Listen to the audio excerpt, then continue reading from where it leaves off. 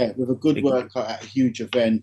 It's a bit more experience, I suppose, but yeah, in terms for his momentum and moving forward, I don't think it does much. It's just one of those. It could have happened on SmackDown, really, or another POE. Yeah. But... Welcome to the Brothers of Destruction podcast, where we break down all the latest WWE action. From epic rivalries to shocking twists, we've got the full breakdown.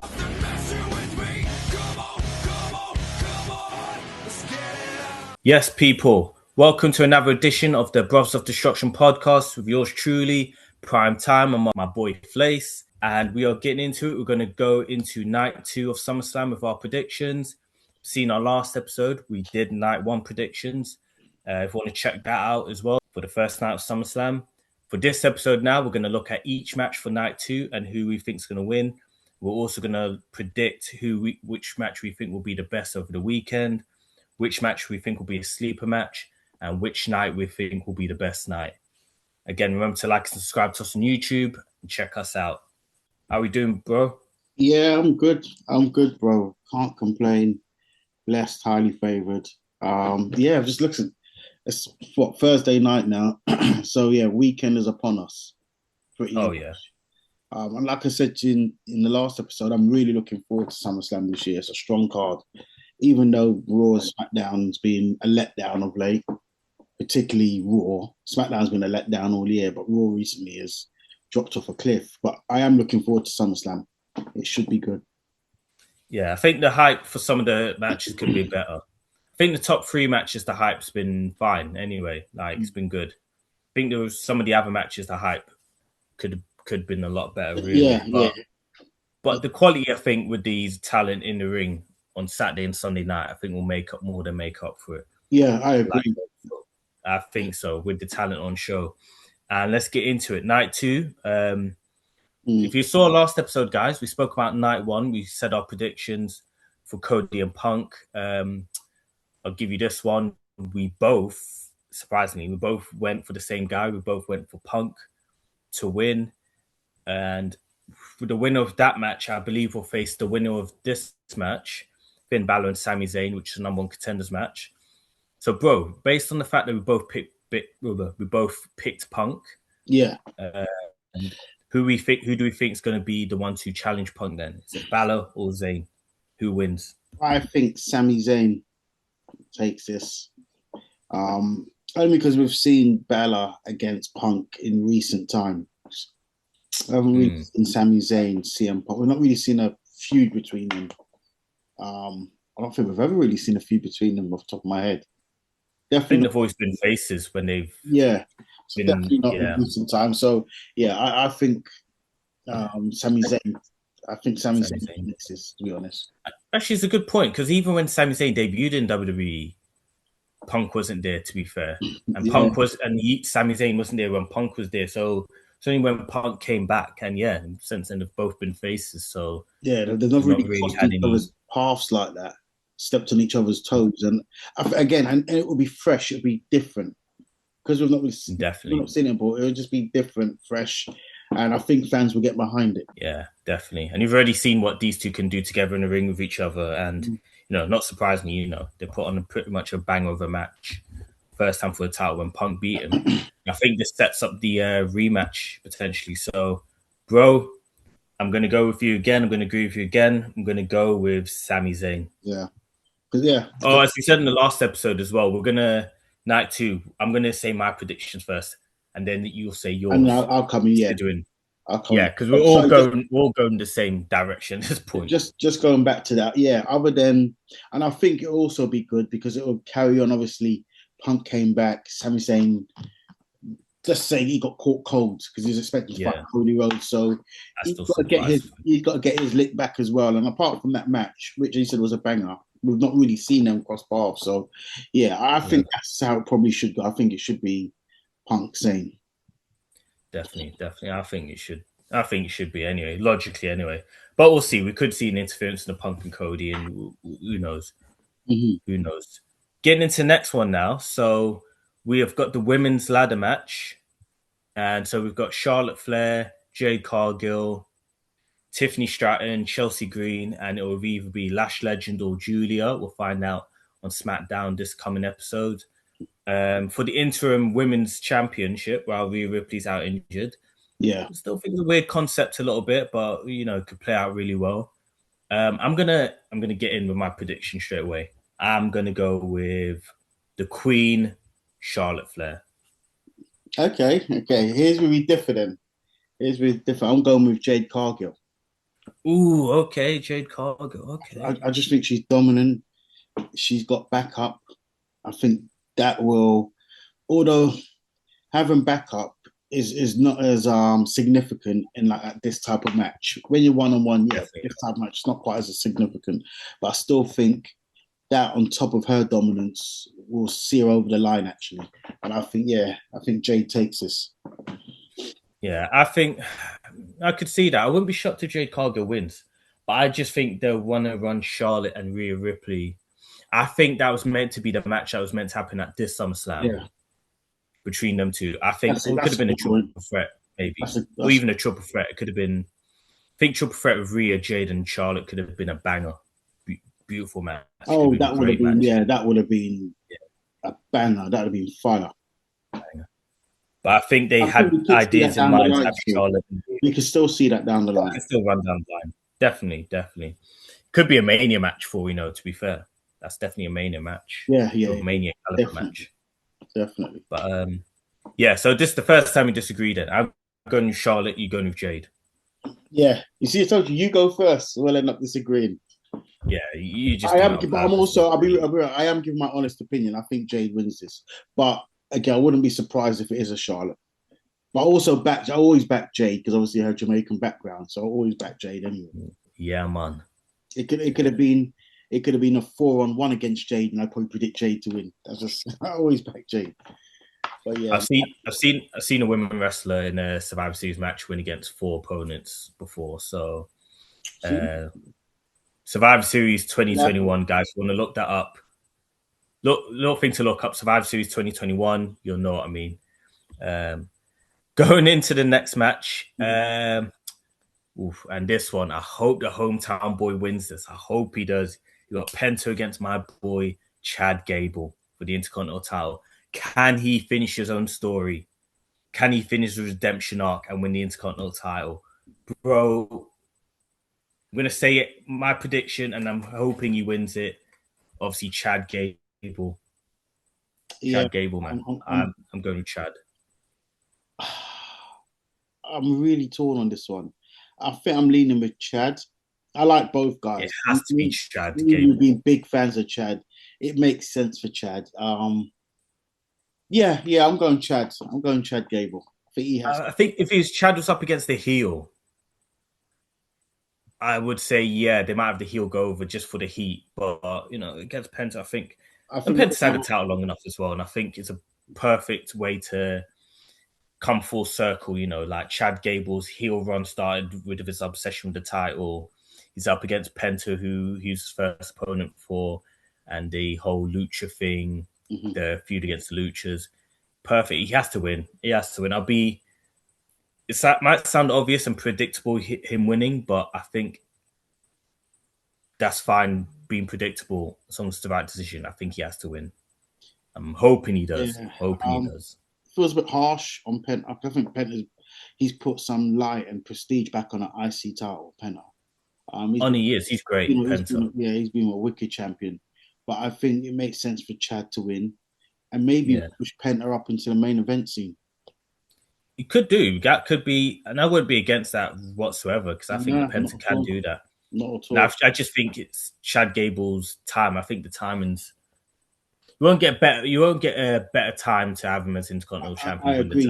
If you look at who's the champion, the story behind it, SummerSlam in Minnesota. It's just he has to win. Whilst he's got momentum there as well, it has to. Like it's either now or never, really. He's as over as he ever been. As you said, he's got momentum. They have to press the button on it. They have to. There's only so long can weigh it out.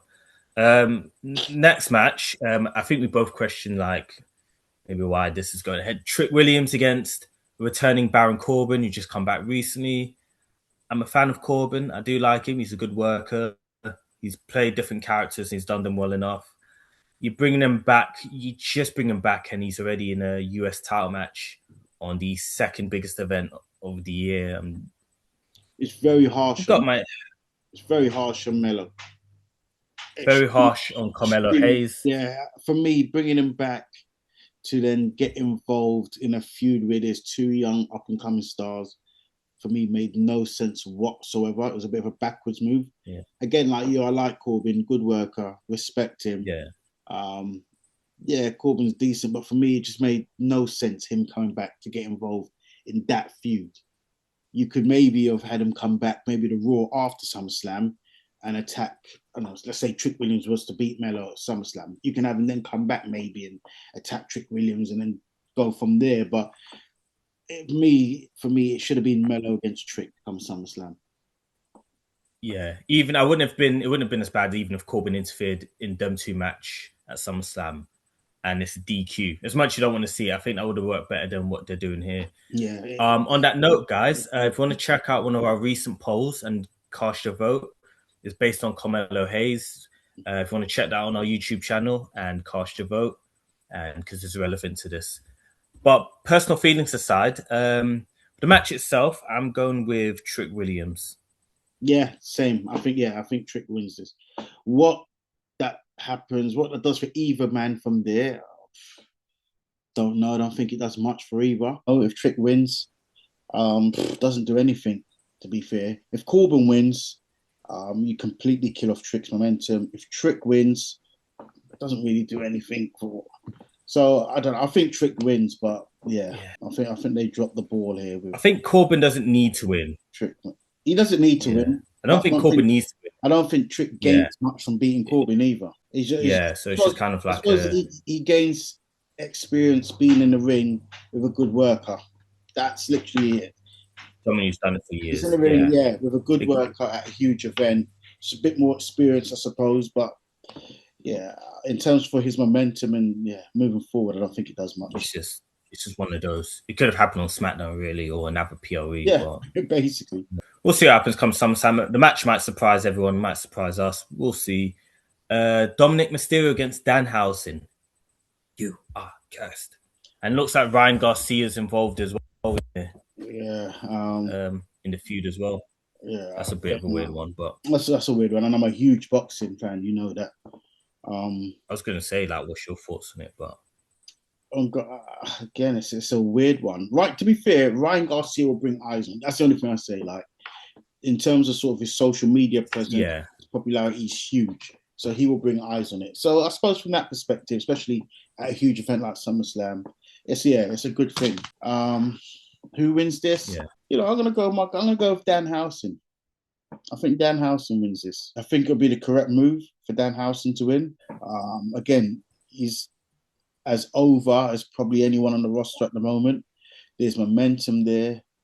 I think it's probably the right move for him to beat Dom. Although I think, and we've discussed this previously, Dominik Mysterio's lost a lot of momentum. Dom losing and Judgment Day. Yeah, he's lost a lot of momentum in recent months.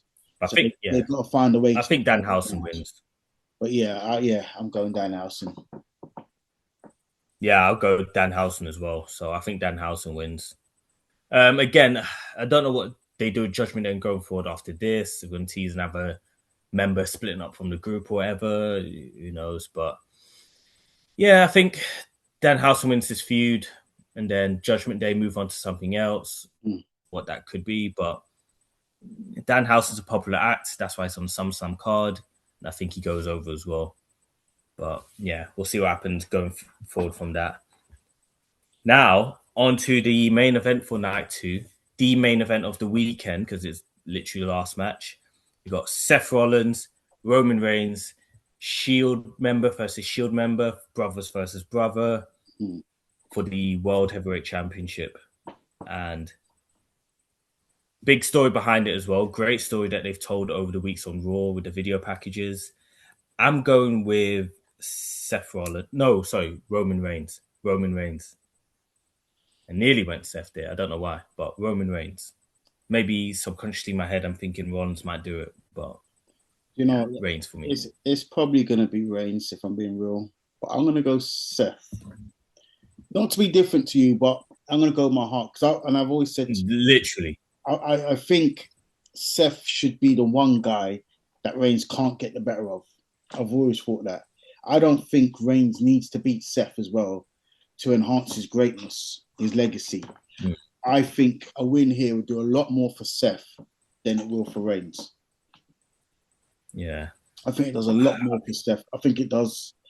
You could argue it puts Rollins on par with him, maybe. That's what I was going to say.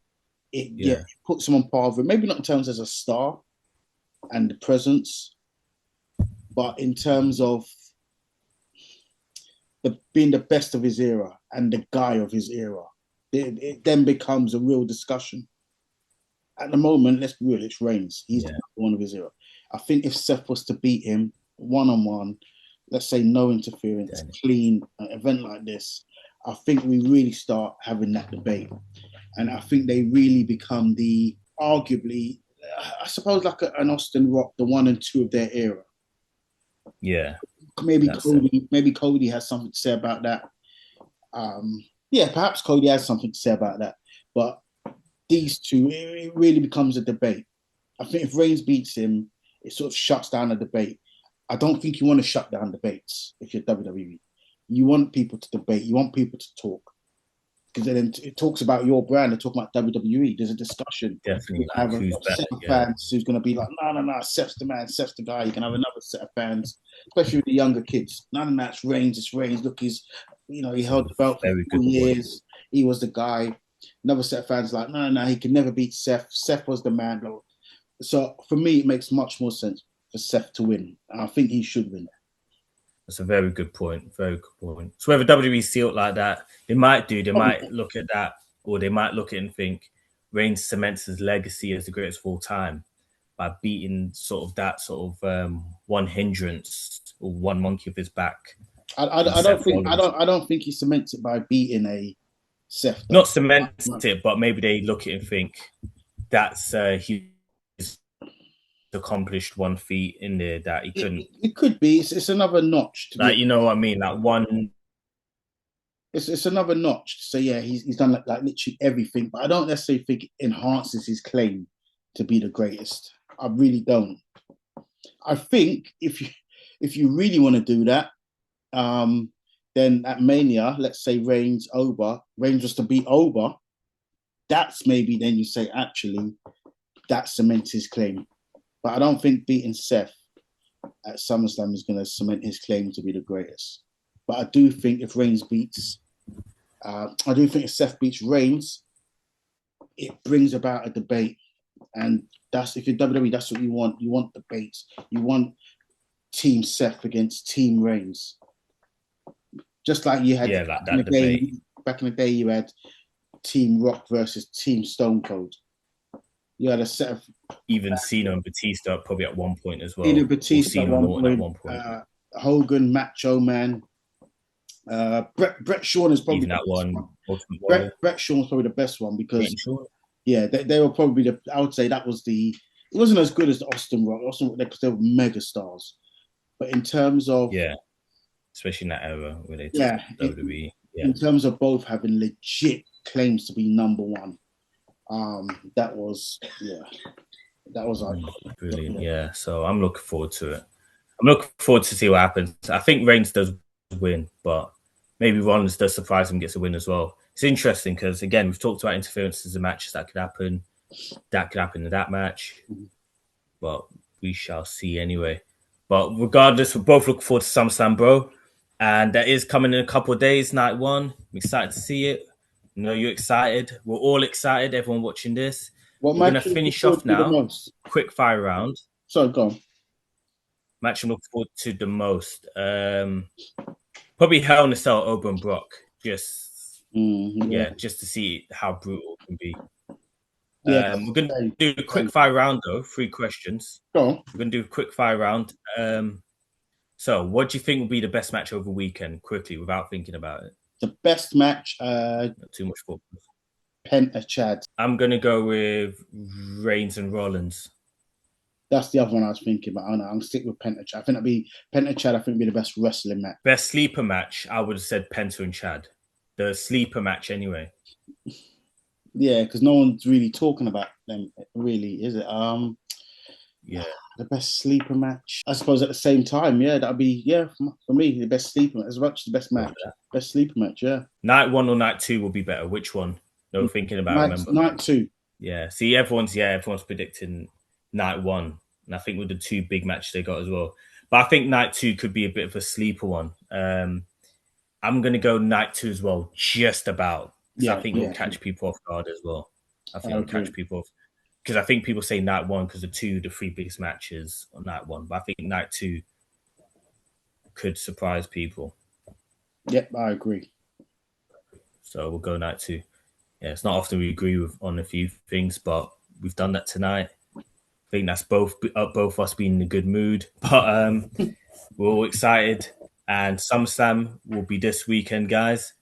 And we hope you enjoy it. Let us know your thoughts. Let us know your predictions as well in the comment section for these videos. We'd love to hear from you guys as well. And we'd love to hear your thoughts and predictions.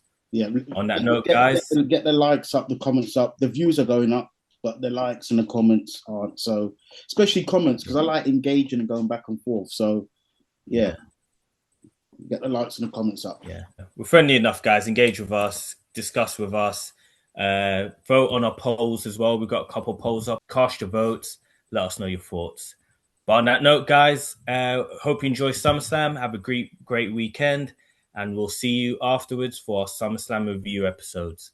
Take care, guys, and have a great night. Everyone, have a good weekend. Thank you for watching the Brothers of Destruction podcast. Remember to subscribe so you don't miss an episode, and look out for our question of the week.